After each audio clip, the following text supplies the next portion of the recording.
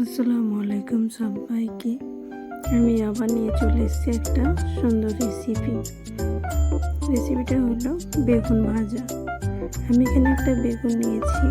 বেগুনটা আমি এখানে গোল গোল করে কেটে নিয়েছি। তারপর একটা পাত্রের মধ্যে কিছুটা আদা রসুন পেস্ট, তারপর নিয়ে নেব স্বাদ মতো লবণ, তার মধ্যে নেব হলুদ গুঁড়ো,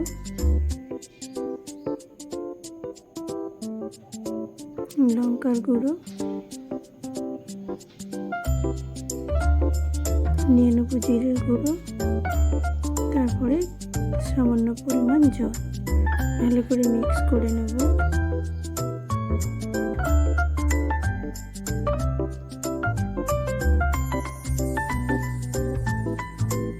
কিছুটা পরিমাণ দিয়ে দিলাম কাশ্মীরি লঙ্কার গুঁড়ো,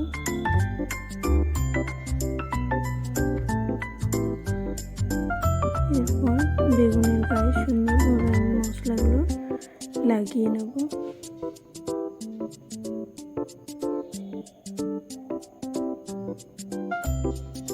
আমি এখানে মশলাগুলো লাগানো হয়ে গেলে জাস্ট 5 মিনিটের জন্য রেস্টে রেখেছিলাম।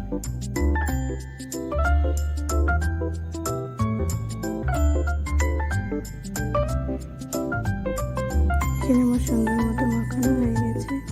এখানে আমি নিয়েছিলাম ব্রেড, যেগুলো আমি সুন্দরভাবে গ্রাইন্ড করে নিয়েছিলাম। স্বাদ মতো দিয়ে দিলাম লবণ, 1 চামচ দিয়ে দিলাম কর্নফ্লাওয়ার।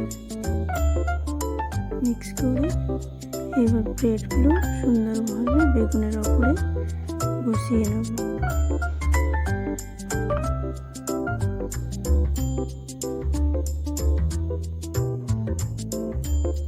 সুন্দরভাবে এগুলো কোটিং করে নেব। কোটিং করা হয়ে গেলে এগুলো আমি জাস্ট কিছুক্ষণের জন্য রেস্টে রেখে দেব।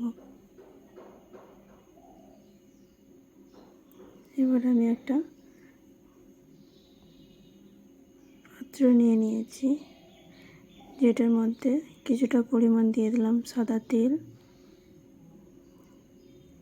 তারপর দিয়ে দিলাম বেগুনগুলো। এগুলো আমি সুন্দর করে ঢেকে ঢেকে ভাজা করে নেব।